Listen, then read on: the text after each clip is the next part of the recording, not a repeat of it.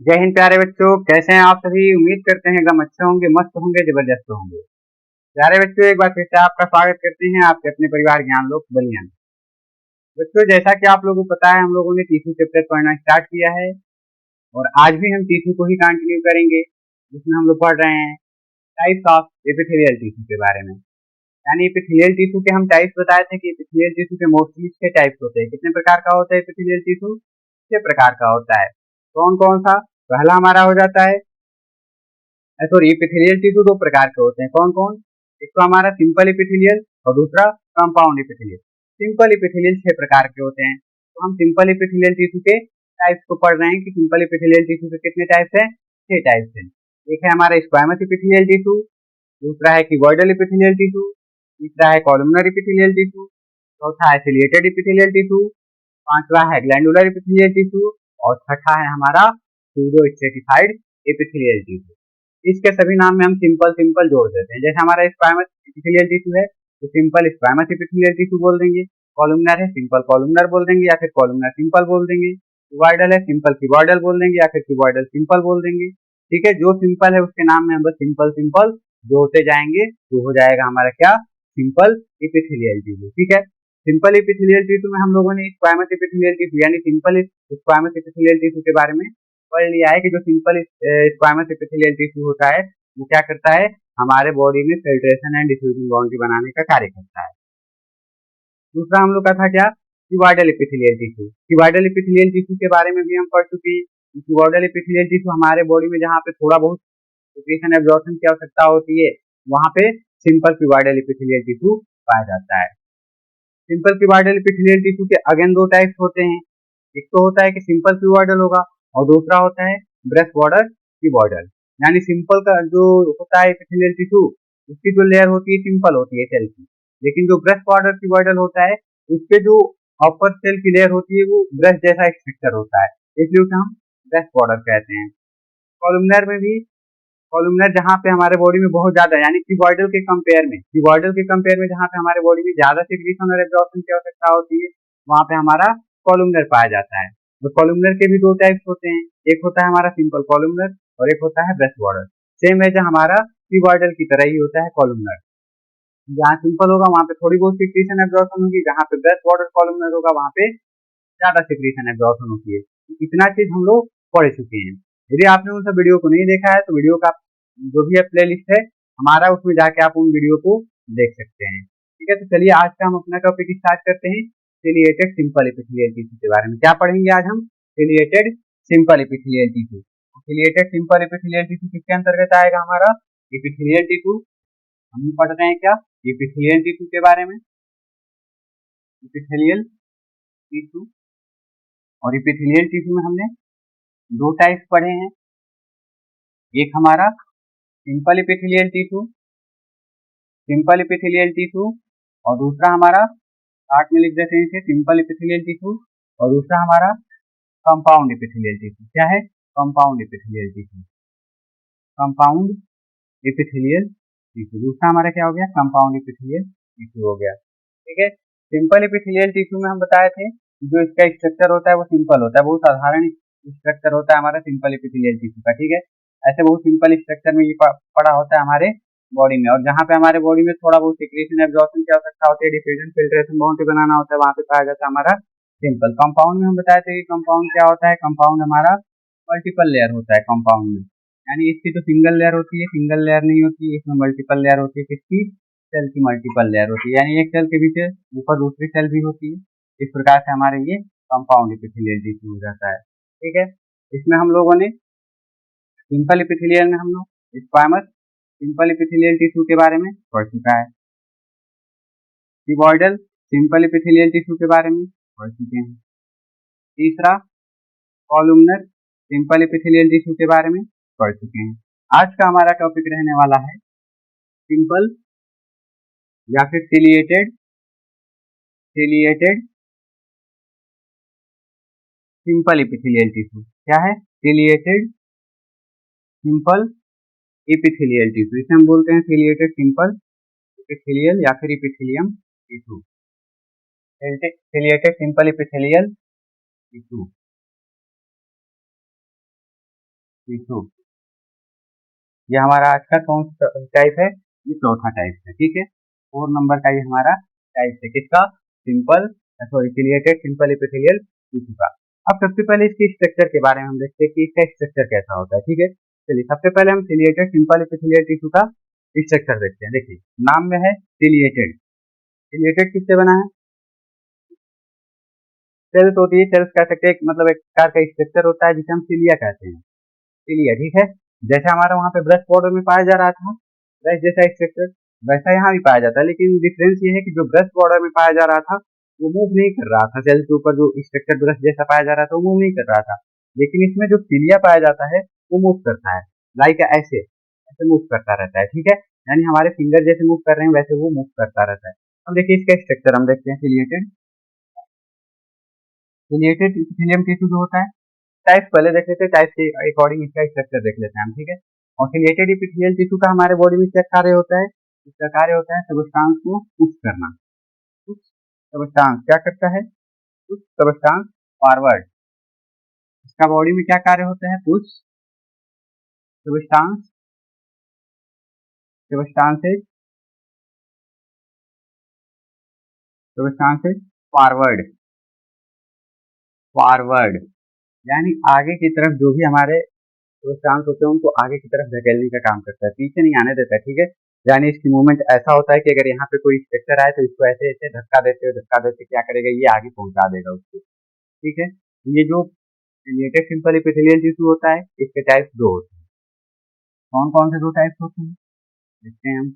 देखिए इसके दो टाइप्स होते हैं हमारे, types of ciliated simple epithelial tissue का, type of ciliated simple epithelial tissue, types of ciliated simple epithelial tissue. अब इसके टाइप्स देखते हैं हम, कितने टाइप्स हैं। हमने बताया कि सिंपल एपिथेलियल टिश्यू के या फिर सिलिएटेड सिंपल एपिथेलियल टिश्यू में मोस्टली दो टाइप्स होते हैं। कितने टाइप्स होते हैं? दो टाइप्स। एक हो जाता है हमारा क्यूबॉइडल सिलिएटेड एपिथेलियल टिश्यू। क्या होता है? Cuboidal ciliated epithelial tissue, cuboidal cuboidal ciliated ciliated simple epithelial tissue, cuboidal simple ciliated epithelial tissue, ठीक है।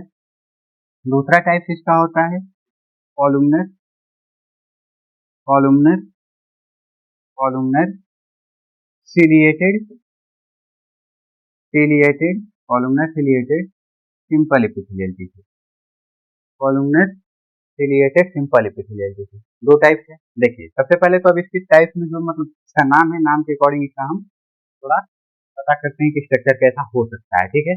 देखिए क्यूबॉइडल एपिथेलियल टिश्यू हम लोग पढ़े हैं, सिंपल क्यूबॉइडल एपिथेलियल टिश्यू हम लोग पढ़े हैं, और उनमें सिंपल एपिथेलियल टिश्यू हम लोग पढ़े हैं। तो वहां के स्ट्रक्चर को थोड़ा माइंड में हम अपने याद करते हैं कि इसका स्ट्रक्चर कैसा था, ठीक है। लेकिन जो क्यूबॉइडल सिंपल एपिथेलियल टिश्यू था, क्यूबॉइडल सिंपल एपिथेलियल टिश्यू की बात करें उसका स्ट्रक्चर कैसा था? लाइक जो सेल थी ट्यूब शेप की थी, कैसी थी? ट्यूब शेप की थी, किसकी? क्यूबॉइडल सिंपल एपिथेलियल टिश्यू की। और जो कॉलुमनर सिंपल एपिथेलियल टिश्यू था उसका जो स्ट्रक्चर था वो कैसा था? मतलब उसकी जो सेल थी लाइक कॉलम जैसी थी, लंबी लंबी सेल थी उसकी, ठीक है। तो सेम एज वैसा ही स्ट्रक्चर यहाँ भी होता है, बस डिफरेंस एक चीज होता है। क्या डिफरेंस होता है? यहाँ पे एक अलग स्ट्रक्चर आ जाता है जिसे हम सिलिया का नाम दे देते हैं। क्या नाम दे देते हैं? सिलिया, जिसे हम बोलते हैं सिलिया, ठीक है। अब देखिए स्ट्रक्चर हम देखते हैं। सबसे पहले हम बात करेंगे क्यूबॉइडल सिलिएटेड एपिथेलियल टिश्यू की। Cuboidal cuboidal ciliated simple epithelial ciliated simple epithelial tissue की, cuboidal simple ciliated epithelial tissue. अब देखिए आपको स्ट्रक्चर हम बता दिए कि स्ट्रक्चर कैसा होगा, लाइक क्यूब शेप का होगा। कैसा होगा? क्यूब शेप का इसका स्ट्रक्चर होगा। जो क्यूब शेप है किससे अटैच होगा, किससे होल्ड होगा? वो बेसमेंट मेम्ब्रेन से होल्ड होगा। किससे होल्ड होगा? बेसमेंट मेम्ब्रेन से होल्ड होगा। यानी ऐसा स्ट्रक्चर इसका होता है क्यूबॉइडल सिलिएटेड एपिथेलियल टिश्यू का। इसके नीचे जो लेयर होती है उसे हम बेसमेंट मेम्ब्रेन का नाम देते हैं। क्या नाम देते हैं? बेसमेंट मेम्ब्रेन उसे हम कहते हैं। और बेसमेंट मेम्ब्रेन के नीचे एक और लेयर होती है जिसे हम नाम देते हैं कनेक्टिव टिश्यू का। क्या नाम देते हैं उसे? उसे हम कहते हैं कि वो हमारा क्या है? Connective tissue. बेसमेंट मेम्ब्रेन के नीचे हमेशा कनेक्टिव टिश्यू की एक पतली सी लेयर पाई जाती है, ठीक है। इसके ऊपर हमने कहा था कि इसके ऊपर एक स्पेशल प्रकार का स्ट्रक्चर आ जाता है, ऐसे हेयर लाइक स्ट्रक्चर आ जाता है। इसे हम क्या कह देते हैं, सिलिया कह देते हैं, सिलिया। ठीक है, आपको पता है कि जो हम क्यूबॉइडल सिंपल एपिथेलियल टिश्यू पढ़े थे, उसमें भी ऐसा एक टाइप से आया था क्यूबॉइडल सिंपल एपिथेलियल टिश्यू का, जिसे हम ब्रश बॉर्डर कहते थे। तो उसमें जो उसके ऊपर वाला ये स्ट्रक्चर होता है वो मूव नहीं करता है, लेकिन जो ये स्ट्रक्चर इसमें है ये मूव करता है, ऐसे मूव करता रहता है, ऐसे ऐसे मूव करता रहता है। ठीक है, तो ये मूव करने के लिए मतलब क्यों मूव करता है, जैसे मान लीजिए सपोजेड यहाँ पे कोई सब्सटेंस आया, ठीक है, यहाँ पे कोई ऐसा सब्सटेंस आया और इसको पहुंचाना है इधर आगे, तो ये इसको मूव करते करते धक्का देते हुए यहाँ तक पहुंचा देगा, यानी फोर्स इधर से लगाएगा। ठीक है, इधर से फोर्स देते हुए ये कहाँ पहुंचा देगा इसको, मतलब जहाँ पहुंचाना है वहां तक ये पहुंचा देगा। ठीक है, अब दूसरा चीज है इसमें कि ये पाया कहाँ जाता है। ठीक है, कार्य तो इसका हम बता दिए कि पुश सब्सटेंस, चाहे वो क्यूबॉइडल हो चाहे कॉलमनर हो, दोनों का कार्य क्या होगा, सब्सटेंस को आगे भेजना। बस डिफरेंस ये है कि जहाँ पे हमारे बॉडी में थोड़ा लंबा स्ट्रक्चर होगा, मतलब ज्यादा स्पेस होगा, वहां पे कॉलमनर पाया जाएगा, जहाँ पे थोड़ा कम स्पेस होगा वहां पे क्यूबॉइडल पाया जाएगा। ठीक है, क्योंकि अगर जहाँ पे कम स्पेस होगा वहां पे हम कॉलमनर को डाल दें, जैसे सपोज मान लीजिए हमारे पास इतना ही स्पेस है, ठीक है, हमारे बॉडी में कोई आर्गन है उसके पास इतना ही स्पेस है, और यहीं पे हम कॉलमनर को एडजस्ट कर देते हैं, कहते हैं कि कॉलमनर तुम यहीं पे एडजस्ट हो जाओ। ठीक है, ठीक है, एडजस्ट तो हो जाएगा, ये अपने आप को एडजस्ट कर लेगा। बस डिफरेंस क्या है कि जब ये अपने आप को एडजस्ट करता है तो अपना कार्य अच्छे से नहीं कर पाएगा। कार्य अच्छे से नहीं करने का मतलब, जब यहाँ पे सब्सटेंस आएगा तो ये मतलब बहुत परिश्रम से आगे बढ़ेगा। ठीक है, और पता चले कि हमको आज पहुंचाना है कोई पार्सल कहीं पे और पहुंच जा रहा है वो 10 दिन बाद। ठीक है, तो इसीलिए जहाँ पे स्पेस कम होता है उस स्पेस पे हमारा हमेशा क्या पाया जाएगा, क्यूबॉइडल पाया जाएगा। क्या पाया जाएगा, क्यूबॉइडल पाया जाएगा, क्योंकि स्ट्रक्चर इसका छोटा है। ठीक है, अब कहाँ पाया जाएगा, इसको हम क्यूबॉइडल और कॉलमनर को दोनों को एक साथ देख लेंगे। दूसरा हम देखते हैं कॉलमनर, देख लेते हैं यहीं पे columnar, columnar ciliated epithelial tissue, columnar ciliated epithelial tissue, simple epithelial tissue. क्या है, columnar ciliated simple epithelial tissue. अब इसका स्ट्रक्चर कैसा हो, तो इसका भी स्ट्रक्चर इसी के जैसा होगा। अभी हम आपको बताए हैं कि बस इसमें डिफरेंस क्या है, कि सेल्स इसकी कैसी होंगी, कॉलम लाइक शेप सेल्स की हो जाती है, कॉलम लाइक शेप में हो जाती है, और इसके भी नीचे क्या होती है, बेसमेंट मेम्ब्रेन पाई जाती है। क्या है, हमारा बेसमेंट मेम्ब्रेन है, और बेसमेंट मेम्ब्रेन के नीचे क्या पाई जाती है, कनेक्टिव टिश्यू की लेयर पाई जाती है। कनेक्टिव टिश्यू की लेयर क्यों पाई जाती है, ये हम बता चुके हैं आपको। जो हमारी एपिथेलियल टिश्यू होती है, एपिथेलियल टिश्यू के पास कोई वैस्कुलर सप्लाई नहीं होता है, यानी हम साधारण भाषा में कहें तो वहाँ पे ब्लड नहीं जाता है। ठीक है, हमारे बॉडी में जहाँ भी एपिथेलियल टिश्यू होते हैं वहाँ पे ब्लड नहीं पहुँचता है, और वहाँ पे ब्लड नहीं पहुँचता है तो हमारे एपिथेलियल टिश्यू कैसा है, जीवित सेल्स है, एक लिविंग सेल्स है। उस लिविंग सेल्स को जीवित रहने के लिए भोजन चाहिए, जैसा हमको जीवित रहने के लिए हमको भोजन चाहिए, ऑक्सीजन चाहिए।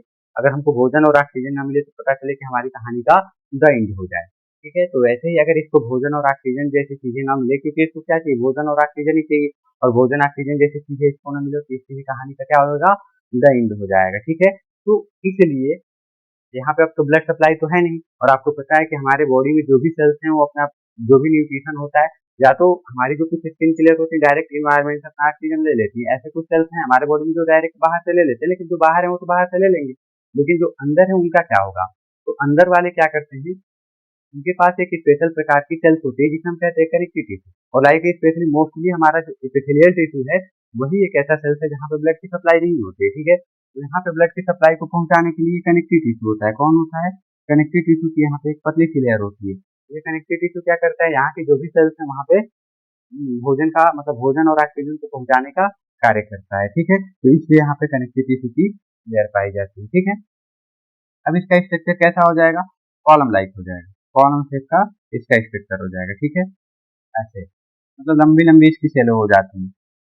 क्यूबॉइडल वाले तो छोटी छोटी सेलें होती हैं, लेकिन इसकी सेलें होती हैं जो लंबी लंबी सेलें हो जाती हैं। ठीक है, अब लंबी लंबी सेलें हो जाती हैं और इनके ऊपर भी लाइक ऐसे हेयर लाइक स्ट्रक्चर आ जाता है, जिसे हम नाम देते हैं सीलिया। क्या कहते हैं, सीलिया। ठीक है, सीलिया, इसका भी नाम क्या है, सीलिया है। और क्यूबॉइडल वाले पे भी जो है उसका भी नाम क्या है, सीलिया है। ठीक है, सीलिया क्या कहेंगे, इसमें हम सीलिया कहेंगे। ठीक है, सीलिया, चाहे ये हो चाहे ये हो, दोनों का नाम क्या है, सीलिया है, इसे हम कहते हैं सीलिया। ठीक है, सीलिया क्या है, लाइक सीलिया को हम बोल सकते हैं हेयर लाइक स्ट्रक्चर। क्या बोलेंगे इसे, हेयर लाइक स्ट्रक्चर, इसीलिए क्या है हमारा हेयर हेयर लाइक स्ट्रक्चर, यानी बाल के जैसा क्या है संरचना है, क्या सिलिया। ठीक है, बाल भी हमारे हवा में क्या होते हैं, लहराते रहते हैं ऐसे। ठीक है, सिलिया भी क्या होता है, लहराता रहता है। आप जब सिलिया का 3D इमेज देखेंगे, बहुत बहुत अट्रैक्टिव लगता है ऐसे जब लहराता है तो। ठीक है, अब सिलिया दोनों का हम काम क्या बताएं कि दोनों हमारे सबस्थान को फॉरवर्ड करेंगे, चाहे वो क्यूबॉइडल हो चाहे कॉलमनर हो। कहा है कि जहाँ पे थोड़ा स्पेस होगा वहाँ पे क्यूबॉइडल पाया जाएगा, और जहाँ पे ज्यादा स्पेस होगा मतलब थोड़ी जगह बड़ी होगी, और जहाँ पे बहुत एक्टिव बहुत तेजी से कार्य करना होता है वहाँ पे कॉलमनर पाया जाएगा। ठीक है, अब देखते हैं हम ये कहाँ कहाँ पाए जाते हैं। ठीक है, तो सबसे पहले अगर हम क्यूबॉइडल की बात करें तो क्यूबॉइडल का जो हमारा लोअर रिस्पायरेटरी ट्रैक्ट होता है, क्या होता है, लोअर रिस्पायरेटरी ट्रैक्ट, वहाँ लोअर रिस्पायरेटरी ट्रैक्ट में ये पाया जाता है। कहाँ पाया जाता है, लोअर रिस्पायरेटरी ट्रैक्ट पाया जाएगा, रिस्पायरेटरी ट्रैक्ट में पाया जाएगा। कौन, क्यूबॉइडल। कौन पाया जाएगा लोअर रिस्पायरेटरी ट्रैक्ट में, क्यूबॉइडल पाया जाएगा लोअर रिस्पायरेटरी ट्रैक्ट में।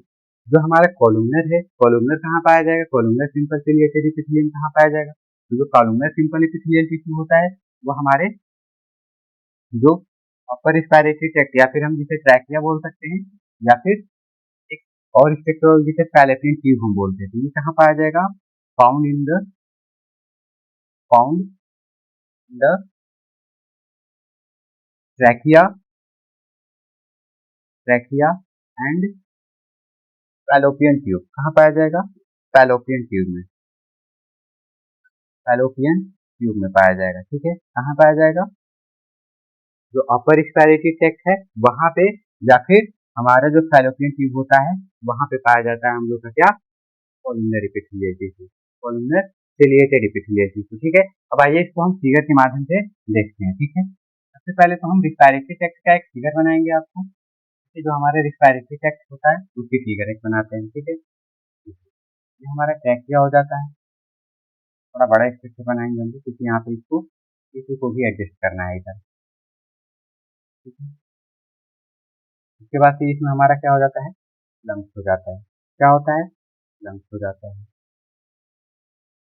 हमारा क्या हो गया, लंग्स हो गया। ठीक है, आपको पता है कि हमारा ये ट्रैकिया इधर से किसमें डिवाइड हो जाता है, यहाँ पे लैरिंग्स होता है, लैरिंग्स होता है, और ऊपर क्या होता है हमारा, लैरिंग्स होता है, जिसे हम वॉइस बॉक्स कहते हैं। क्या कहते हैं, वॉइस बॉक्स। तो लैरिंग्स से हमारी आवाज जनरेट होती है। ठीक है, क्या होती है, वॉइस जनरेट होती है हमारे लैरिंग्स से, और लैरिंग्स को हम दूसरे नाम में वॉइस बॉक्स कहते हैं, हिंदी में इसे हम स्वर यंत्र कहते हैं। क्या कहते हैं हिंदी में इसे, स्वर यंत्र कहते हैं। ठीक है, अब यहाँ पे जो ये ट्रैकिया है इसे हमने क्या नाम दिया है, ट्रैकिया कहा है। ये क्या है हमारा, ट्रैकिया है। ठीक है, और ट्रैकिया में हमारा हमेशा क्या पाया जाता है, कॉलमनर एपिथेलियल टिश्यू। क्या पाया जाएगा हमेशा, columnar epithelial, columnar ciliated epithelial tissue पाया जाएगा। ठीक है, क्योंकि इसका जो स्पेस होता है वो थोड़ा बड़ा होता है। क्या होता है, थोड़ा बड़ा होता है। ठीक है, यहाँ पे हम कह सकते हैं कि इसके जो सेल्स, मतलब इसके जो फॉरवर्ड करने के लिए यहाँ पे सबस्थान से वो कैसा है, लाइक कॉलम शेप का है, यानी इस आकार का है। ठीक है, इसे हम अपर रिस्पायरेटरी ट्रैक्ट भी बोल सकते हैं। ये चारों तरफ होगा। अगर ट्रैकिया को हम काट दे इधर से, और काट के आपको ऐसे हम ट्रैकिया को दिखाएं, ऐसे इस ट्रैकिया में ऐसे, ये हमारा कॉलमनर सिलिएटेड एपिथेलियल टिश्यू पाया जाएगा। अगर काट के हम देख रहे हैं फ्रंट साइड से एकदम ट्रैकिया, ठीक है, तो एकदम ट्रैकिया हमारा ऐसे दिखेगा। अब इसमें हमने कहा है कि इसमें सिलिया होगा। ठीक है, इसमें क्या होता है, सिलिया होने लगे होती है। अब यहाँ पे आपके माइंड में आ गया यहाँ पे कौन सा सबस्टांस पुट करना है, कौन सा सबस्टांस को बाहर करना है। तो आपने अगर नोटिस किया होगा तो हमारे कप, जिसे हम स्पूटम कहते हैं, कप, वो कहाँ से आता है, यहीं से आता है। जो हम निकालते हैं अपना बलगम, वो कहाँ से आता है, ट्रैकिया से ही आता है। ट्रैकिया में कुछ म्यूकस मेम्ब्रेन होते हैं, म्यूकस मेम्ब्रेन होते हैं। क्या होते हैं, म्यूकस मेम्ब्रेन होते हैं। वो म्यूकस मेम्ब्रेन क्या करते हैं, म्यूकस रिलीज करते हैं। क्या करते हैं, म्यूकस रिलीज करते हैं। और वो म्यूकस क्या करता है, इस ट्रैक्ट को मॉइस्चनेस प्रोवाइड करता है। क्या करता है, मॉइस्चनेस प्रोवाइड करता है। ठीक है, इधर भी हमारे म्यूकस मेम्ब्रेन होते हैं, ये भी क्या करते हैं, उनको मॉइस्चनेस प्रोवाइड करने का काम करते हैं। जब हमारे मतलब यहाँ पे म्यूकस ज्यादा हो जाता है, या फिर हमारे बॉडी में जैसे हम खाना खाते हैं, तो खाना खाते टाइम कभी कभी आपने फील किया होगा कि कुछ मतलब कुछ पार्टिकल अंदर चले जाते हैं, तो हमको अचानक छींक आती है। ठीक है, वो छींक आती है तो मतलब जो अंदर आया होता है फूड पार्टिकल उसको बाहर निकालने के लिए होती है। तो बाहर निकालने का काम कौन करता है? इसमें जो सिलिएटेड कॉलमनर एपिथेलियल टिश्यू है उसको धक्का मार देता है, तुम इधर नहीं आ सकते, मतलब इधर तुम्हारे लिए रास्ता नहीं है, तुम यहाँ से वापस चले जाओ, ठीक है। इसलिए यहाँ से क्या होता है, वो ठीक आती है और ठीक के माध्यम से फिर वो वापस चला जाता है, ठीक है। इस स्पूटम यानी जो हमारे जो कफ निकलता है, तो आप बताइए कि मतलब बहुत बल्क मात्रा में निकलता है, वो ज्यादा मात्रा में कफ निकलता है। और ऐसा नहीं कि एकदम मतलब पूरा पानी जैसे निकलता है, या फिर एकदम डायरेक्ट ऐसे पानी जैसे गिर जाए नल में से जैसे पानी गिरती है, तो वैसे भी नहीं होता है, ठीक है। मतलब एक इंटरवल के टाइम पे निकलता है, मतलब थोड़ा सा निकला फिर निकलेगा, लेकिन जो भी निकलेगा मतलब एक कहें तो हम बल्क मतलब गुस्से की मात्रा में निकलेगा, ठीक है, ग्रुप के समय में, ठीक है। तो उनको यहाँ से कौन निकालने का काम करता है? कॉलमनर एपिथेलियल टिश्यू कहता है, ठीक है। यहाँ पे थोड़े बहुत कॉलमनर पाए जाते हैं, ठीक है। यहाँ से आपको पता है कि ये भी डिवाइड होता है, जिसे हम लोअर रिस्पायरेटरी ट्रैक्ट कहते हैं, ठीक है। ट्रैके डिवाइड होता है, ब्रोंकस में ब्रोंकस डिवाइड होता है, ब्रोंक्यूल्स में bronchiole, primary tertiary secondary bronchi में क्या होती है, डिवाइड होते हैं, जिसे हम लोअर रिस्पायरेटरी ट्रैक्ट कहते हैं, कह देते हैं, क्या कह देते हैं, लोअर रिस्पायरेटरी ट्रैक्ट कह देते हैं। ये अगेन जब मतलब बहुत छोटे छोटे डिवाइड हो जाते हैं, तो यही से हमारे क्या हो जाते हैं, एल्वोलाई का जनरेशन हो जाता है। यहाँ यानी हम कहें तो हमारे लास्ट रिस्पायरेटरी ट्रैक्ट का पोर्शन कौन सा है, एल्वोलाई है, ठीक है। तो यहाँ पे हमारा क्या पाया जाता है, क्यूबॉइडल सिलिएटेड इपिथेलियल पाया जाएगा, क्या पाया जाएगा, क्यूबॉइडल सिलिएटेड इपिथेलियल पाया जाएगा। यहाँ पे यानी जो हमारा पूरा लोअर रिस्पायरेटरी ट्रैक्ट है तब क्या पाया जाएगा, क्यूबॉइडल सिलिएटेड इपिथेलियल। और ये कुछ हमारे फूड जो डस्ट होते हैं उस डस्ट को भी निकालने का काम करता है, ठीक है। जब हमारे डस्ट अंदर आ जाते हैं तो वो क्या होते हैं, म्यूकस में चिपक जाते हैं, और म्यूकस में चिपक जाते हैं तो हमारे बॉडी के लिए यूजफुल तो है नहीं, बेस्ट है। ये क्या करता है, कॉलमनरी एपिथेलियल टिश्यू उसको धक्का दे दे के भगा देता है, क्या करता है, बाहर निकाल देता है, ठीक है। जैसे हमारे मतलब यहाँ पहले तक पहुंचता है, अब हम उसको जैसे निकाल दें, चाहे तो अपने ऐसे उंगली डाल के निकाल दे या फिर जैसे मन करे वैसे उसे हम निकाल सकते हैं, ठीक है। अब ये हमारा आपको पता चल गया कि यहाँ पे क्या पाया जा रहा है, ये वाला है हमारा जो क्या है, क्यूबॉइडल सिंपल एपिथेलियल टिश्यू, क्या है, क्यूबॉइडल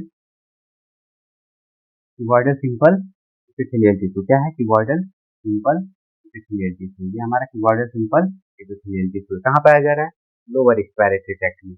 और ये हमारा क्या है, कॉलमनर सिंपल एपिथेलियल टिश्यू, क्या है, कॉलमनर सिंपल एपिथेलियल टिश्यू है, ठीक है।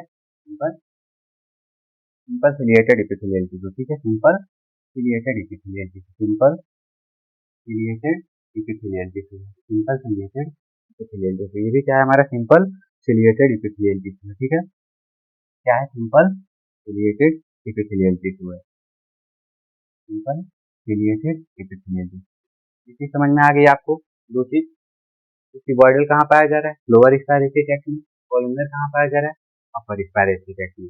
एक और एग्जांपल हम बताया था आपको, फैलोपियन ट्यूब, ठीक है। फैलोपियन ट्यूब हम कह सकते हैं कि हमारे फीमेल जो रिप्रोडक्टिव ऑर्गन होते हैं वो होता है फैलोपियन ट्यूब, ठीक है। अब जैसे मान लीजिए आपको पता है कि ओवरी से ओवम रिलीज होता है, क्या वो रिलीज होता है, ओवम जिसे हम एग भी कहते हैं, ठीक है। मान लीजिए हमारा क्या है, फैलोपियन ट्यूब है, फैलोपियन ऐसा होता है, फैलोपियन ट्यूब हम केम्ब्री बोलते हैं, क्या बोलते हैं इसे हम, केम्ब्री बोलते हैं, हम क्या बोल देंगे, केम्ब्री बोल देंगे। ये हमारा है फैलोपियन ट्यूब, जो इधर यूट्रस से जुड़ा हुआ होता है, ठीक है। एक और इधर होता है फैलोपियन ट्यूब, ये हमारा यूट्रस हो जाता है, ठीक है, ये फैलोपियन ट्यूब हो जाता है।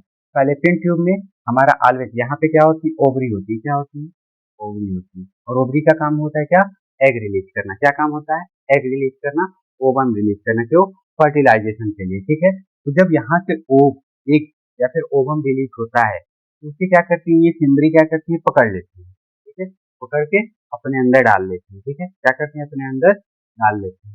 जब यहाँ एक पहुंचता है ओवम यहाँ पे, ये क्या करता है, अब यहाँ से ये अपने से तो जाएगा नहीं, अब ये अपने से जाएगा नहीं तो इसको पहुंचाना पड़ेगा, और पहुंचाएगा कौन, तो पहुंचाएगा हमारा कॉलमनर सिलिएटेड एपिथेलियल, कौन पहुंचाएगा, कॉलमनर सिलिएटेड एपिथेलियल। यानी हम कह सकते हैं कि जो हमारे फैलोपियन ट्यूब होता है, पूरा फैलोपियन ट्यूब हमारा किससे लाइन होता है, कॉलमनर सिलिएटेड एपिथेलियल से, किससे लाइन होता है, columnar simple columnar ciliated epithelial से पूरा। उधर वाला भी एक इधर भी होता है, ठीक है, इधर भी सेम स्ट्रक्चर ऐसा होता है, ठीक है, एक ही बना रहे हैं हम, दोनों बना नहीं रहे हैं, ठीक है।